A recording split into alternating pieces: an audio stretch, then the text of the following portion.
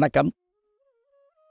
ஏறுமையில் ஏறி விளையாடு முகமொன்று, ஈசருடன் ஞானமொழி பேசு முகமொன்று, கூறுமடியார்கள் வினை தீர்த்த முகமொன்று, குன்றுருவ வேல் வாங்கி வந்த முகமொன்று, மாறுபடு சூரரை வதைத்த முகமொன்று, வள்ளியை மணம்புரிய வந்த முகமொன்று, ஆறுமுகமான பொருள் நீ அருளல் வேண்டும், ஆதி அருணாசலமாய் அமர்ந்த பெருமாளே என்று முருகப்பெருமானுடைய திருவடிகளை வணங்கி நம்முடைய தமிழ் கடவுளாகிய முருகப்பெருமானை தமிழ் இலக்கியங்களில் தொன்மையான கடவுளாக சொல்லப்படுகின்ற அந்த ஆறுமுகனை, அவனை பாடிய பெருமக்களை பற்றியெல்லாம் நாம் கேள்விப்பட்டிருக்கிறோம்.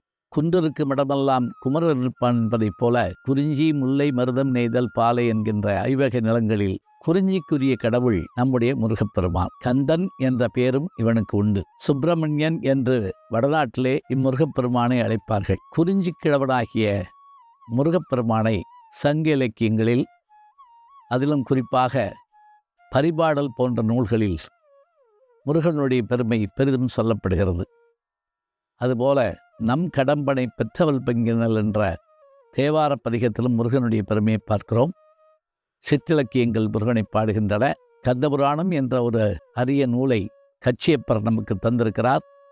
முருகனுடைய பிறப்பு முதல் வள்ளியை மணமுறிந்த கதை வரை அத்தனை செய்திகளும் சொல்லப்பட்டிருக்கின்றன. அதுபோல பின்னர் தோன்றிய அருணகிரிநாதரும் பாம்பன் சுவாமிகளும் வள்ளல் பெருமானும் தாய்மான சுவாமிகளும் பின்னர் வந்த கண்ணதாசனும் முருகப்பெருமானை பாடி வழிபட்டிருக்கிறார்கள். இத்தகைய பெருமை மிகுந்த முருகக்கடவுளை நாம் வணங்குகிற போது எந்த பாடலை சொல்லி வணங்குவது? சஷ்டியை சொல்லலாமா? பாலதேவராயன் பகிர்ந்த கந்த சஷ்டியை சொல்லலாமா? திருப்புகழை சொல்லலாமா? என்று எத்தனையோ பாடல்கள் இருக்க எதை சொல்லலாம் என்று யோசிப்போம். நாம் இன்றைக்கு கந்தர் அனுபூதி பற்றி பார்க்க இருக்கிறோம். இந்த கந்தர் அனுபூதியை தினசரி பாடலாக நாம் சொல்லலாம். அருணகிரிநாதர் பிறந்த ஊர் திருவண்ணாமலை. அவர் வாழ்ந்த காலத்தை பற்றிய செய்திகளை பார்க்கிறோம். 16, 17ஆம் நூற்றாண்டுகளில் திருவண்ணாமலையிலே தோன்றிய அவர் சற்று செல்வ குடும்பம்தான். தாய் தந்தை இல்லை. சகோதரியினுடைய வளர்ப்பிலே இருந்தார். அதன் காரணமாக செல்வம் அதிகம் இருந்தாலும் சீர்கேடு வரும் என்பதற்காக அவருடைய செயல்களில் வேறுபாடு ஏற்பட்டது. திருமணம் முடித்து வைத்தார் சகோதரியார். அப்போதும் அவர் வீடு தங்கவில்லை. திருநாவுக்கரசரின் சகோதரியாகிய திலகவதியார் தன் தம்பிக்காக சிவபெருமானிடத்தில் வேண்டினாரோ அதுபோல இந்த எம்பெருமாட்டியும் வேண்டினார். முருகனே வந்து அருள் செய்ய வேண்டுமென்று. எதிர்பாராத வகையில் அவருக்கு உடம்பிலே தொழுநோய் ஏற்பட்டது. அவரை கண்டி மற்றவர்கள் அஞ்சி ஒதுங்கினர்.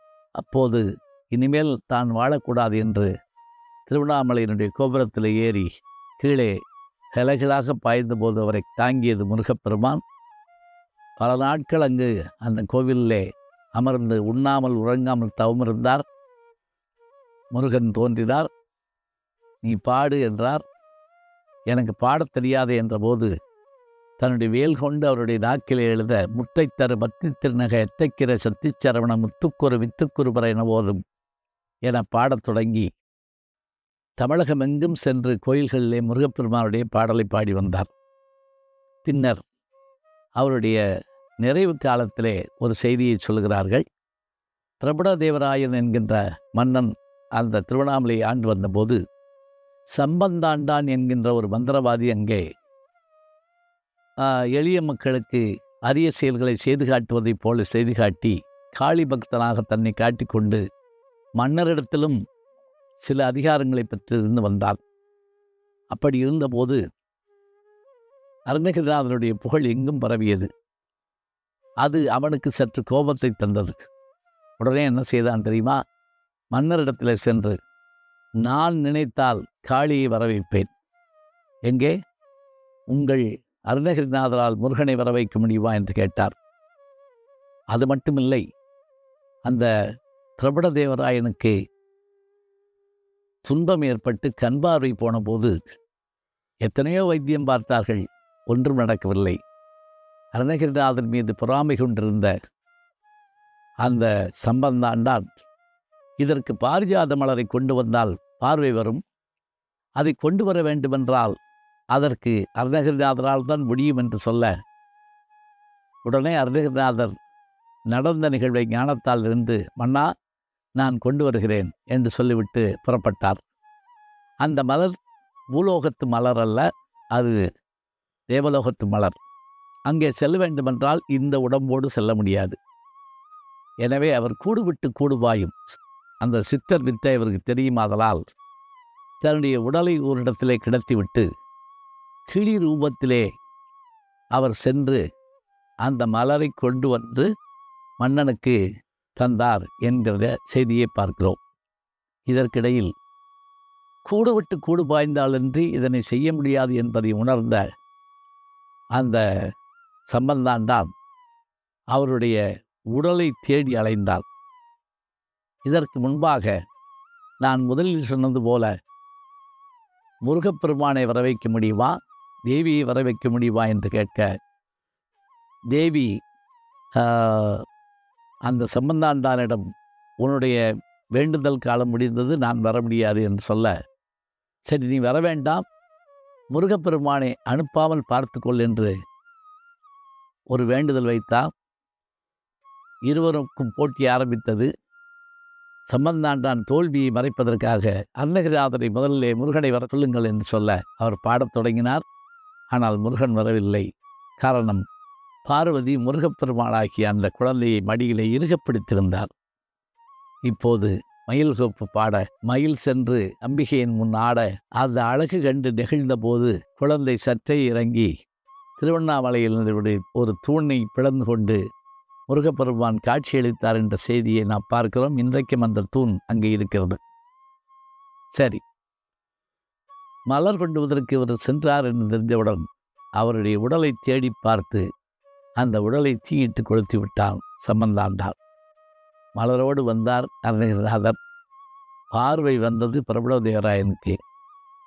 அருணகிரிநாதர் எங்கே? நான் கிளி ரூபத்தில் இருக்கிறேன் என்று சொல்லிவிட்டு அப்போது பாடிய பாடல்கள்தான் கந்தர் அனுபூதி என்கின்ற இந்த பாடல்கள். 51 பாடல்களை அவர் பாடியிருக்கிறார். இந்த 51 பாடல்களை நம்முடைய யூடியூப் சேனலுக்காக மிக அருமையாக இசைத்திருந்த இசைவாணி ஒருவர் பாட இருக்கிறார். அவர் பாடுவார், நான் பொருள் சொல்லுவேன், நீங்கள் நாளும் ஒரு பாடலையும் செய்தியும் கேட்கலாம்.